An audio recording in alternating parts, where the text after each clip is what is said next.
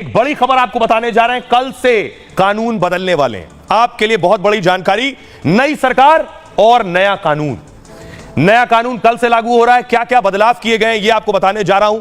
कहां कहां और कैसे आप एफआईआर करा सकते हैं, कैसे तेजी आएगी अब सजाओं में, बहुत सी चीजों में बदलाव आने वाले हैं। नए कानून में देखिए जरा, देश भर में 3 नए कानून लागू हो जाएंगे। 3 इन कानूनों को सरकार ने 2023 में पास किया था, लेकिन 1 जुलाई से लागू करने का फैसला किया गया है। इसमें इंडियन पेनल कोड, जिसे आप आईपीसी के नाम से जानते थे, उसका नाम अब भारतीय न्याय संहिता यानी बीएनएस होगा। जिसे आप क्रिमिनल प्रोसीजर कोड यानी सीआरपीसी के नाम से जानते थे, उसका नाम अब भारतीय नागरिक सुरक्षित संहिता यानी बीएनएसएस होगा।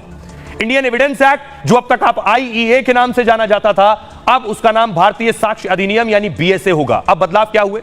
तीनों पुराने कानून अंग्रेजों के जमाने में बनाए गए थे, जिन्हें बदलने की मांग बरसों से की जा रही थी। नए कानूनों को प्रोग्रेसिव बताया जा रहा है। सबसे पहले देखिए अब क्या होगा एफआईआर कराने में। 0 एफआईआर। अब किसी भी थाने में आपकी एफआईआर दर्ज होगी, कहीं भी किसी भी जगह कहीं भी आप एफआईआर करा दीजिए, बाद में अपराध वाले क्षेत्र में उसको ट्रांसफर करा दिया जाएगा। दूसरा, ऑनलाइन एफआईआर। ऑनलाइन एफआईआर भी दर्ज कराई जा सकती है। अब पहले कानून में इसका प्रावधान नहीं था, अब कानून में प्रावधान है। ऑनलाइन केस होंगे। 2027 तक सभी कोर्ट ऑनलाइन हो जाएंगे। केस का जो स्टेटस है वो भी आप ऑनलाइन देख सकेंगे। अभी भी देख सकते हैं, लेकिन हर जगह का नहीं। एसएमएस से आपको समन भेजा जा सकेगा। समन के लिए एसएमएस का इस्तेमाल होगा। पहले कानून में इसका कोई जिक्र नहीं था। चार्जशीट, 90 दिन में चार्जशीट दाखिल करना अनिवार्य होगा, वो अभी भी है, लेकिन स्पेशल केस में 180 दिन में चार्जशीट जरूरी है। गंभीर अपराध 14 दिन में जांच हर हाल से पूरी करनी होगी। रेप पीड़िता की रिपोर्ट 7 दिन में आएगी। गंभीर अपराध में फॉरेंसिक जांच जरूरी होगी। 7 साल की सजा वाले अपराध गंभीर अपराध की श्रेणी में आएंगे। 7 साल और उससे ऊपर कि जिनमें सजाएं वो गंभीर अपराध माने जाएंगे। 45 दिन में फैसला। अब फैसले लटकाए नहीं जा सकेंगे। सुनवाई के बाद 45 दिनों के अंदर फैसला होगा। पहली सुनवाई के 60 दिन के भीतर आरोप तय करने होंगे। गैंगरेप, 20 साल की सजा या फिर उम्र कैद होगा गैंगरेप में। नाबालिग से गैंगरेप पर मौत की सजा भी है। झूठा वादा कर संबंध बनाना, इस केस में 10 साल की सजा होगी। इसे नए कानून में परिभाषित किया गया है। शादी, रोजगार, प्रमोशन का झांसा देना महंगा पड़ेगा। धोखा देकर शादी करना, पहचान छिपाकर शादी की तो खैर नहीं, इस केस में 10 साल तक की सजा होगी। गुनहगार को मृत्युदंड या उम्र कैद भी हो सकती है। नाबालिग से दुष्कर्म, नाबालिग से गैंगरेप पर मौत की सजा है। दहेज हत्या पर नए कानून में दहेज हत्या परिभाषित है। 7 साल से आजीवन कारावास तक की सजा हो सकती है। मॉब लिंचिंग, पीट पीट कर मारना, दोषी को मौत की सजा भी इसमें हो सकती है। कम से कम 7 साल की सजा और जुर्माना होगा। राजद्रोह नहीं, देशद्रोह। राजद्रोह की जगह देशद्रोह कानून होगा और देश के खिलाफ बोलने पर यह देशद्रोह लगेगा। भड़काऊ भाषण दिया तो हेट स्पीच पर 3 साल की सजा और जुर्माना है। धर्म वर्ग के खिलाफ अगर भाषण दिया तो 5 साल की सजा है। गैर इरादतन हत्या, गैर इरादतन हत्या के 2 हिस्से में इसे बांटा गया है। जैसे इरादा नहीं है, गाड़ी से कुचलकर अगर भाग गए तो फिर 10 साल की सजा है। भगोड़ा कोई है, अनुपस्थिति में भी उस पर केस चलेगा, सुनवाई होगी और सजा भी सुनाई जाएगी। कुर्की, कोर्ट को ही अब केवल कुर्की का अधिकार है, पुलिस को कुर्की का अधिकार नहीं होगा। ये सारे बदलाव कल से लागू हो रहे हैं। सुनिए जरा सियासतदान क्या कह रहे हैं। अंग्रेजों के जमाने से चले आए आईपीसी अर्थात भारतीय दंड संहिता, भारतीय साक्ष्य अधिनियम, सीआरपीसी, ये सारे नियम बदलते हुए नए प्रकार के कानून लागू होने वाले हैं। इन कानूनों के माध्यम से, जैसे उदाहरण के लिए, अब अपराध दंड संहिता के बजाय न्याय संहिता की बात की जाएगी। अंग्रेज जब तक हम पे हावी थे तो वो दंड की बात करते थे। हमारी परंपरा न्याय की परंपरा है।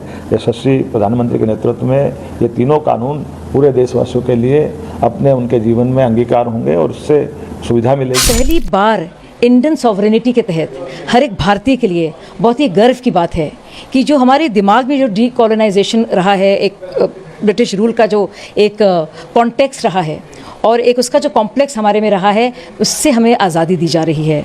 तो ये बहुत ही शुभ दिन है, ज़रूरी दिन है। जो गृह मंत्रालय ने और कानून मंत्रालय ने बहुत शोध करके ये बदलाव किया है, हम सब इसका वेलकम करते हैं और इससे आने वाले समय में क्रिमिनल जस्टिस सिस्टम के अंदर और प्रपक्ता आएगी और जल्दी से लोगों को इंसाफ मिलेगा।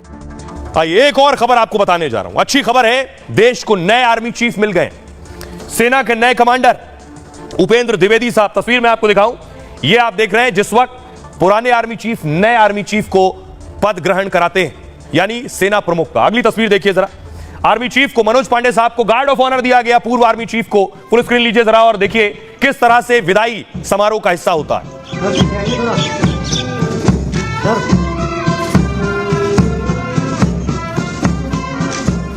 आइए अब आपको बताता हूं मैं कि जनरल उपेंद्र द्विवेदी साहब देश के 30वें सेना अध्यक्ष होंगे।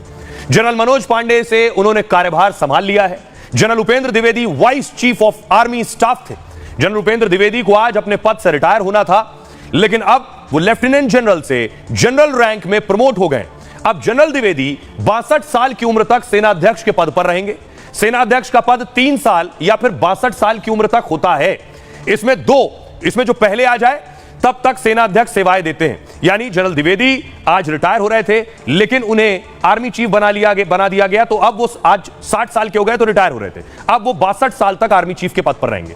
मध्य प्रदेश के रहने वाले, सैनिक स्कूल रीवा से पढ़ाई की, 1981 में एनडीए में शामिल हो गए।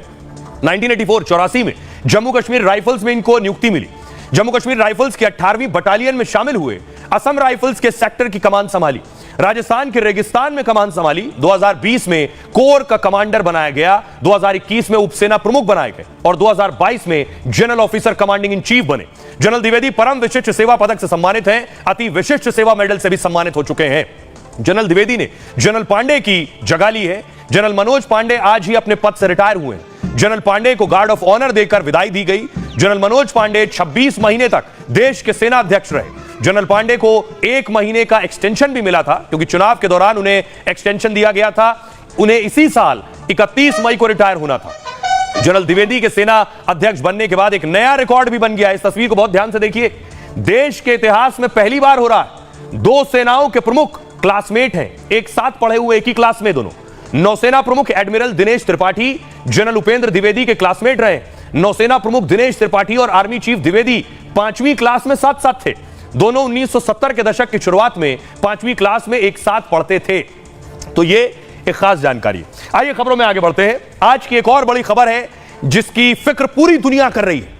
देखिए जरा, खबर यह है कि आखिर सुनीता विलियम्स अंतरिक्ष से कब लौटेंगी। वहां फंसी हुई हैं, वहां से अब तक आ नहीं सकी है। सुनीता विलियम्स की आप तस्वीर देख रहे हैं। भारतीय मूल की सुनीता विलियम्स हैं, तो भारतीयों का एक अलग कनेक्शन भी उनके साथ है कि एक हमारा अपना अंतरिक्ष में फंसा हुआ है, कैसे वो वापस आएगा उसके लिए दुआएं और प्रार्थना भी हो रही है। अगली तस्वीर दिखाऊं मैं आपको।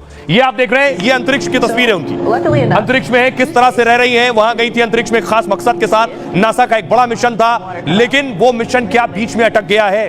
कहा जा रहा है जिस यान में सुनीता विलियम्स हैं, अगर इस यान से जो गैस लीक हो रही है, ये यान नीचे धरती पर आता है तो बीच में आग का गोला बन जाएगा, उसमें धमाका हो सकता है। जरा रिपोर्ट देखिए।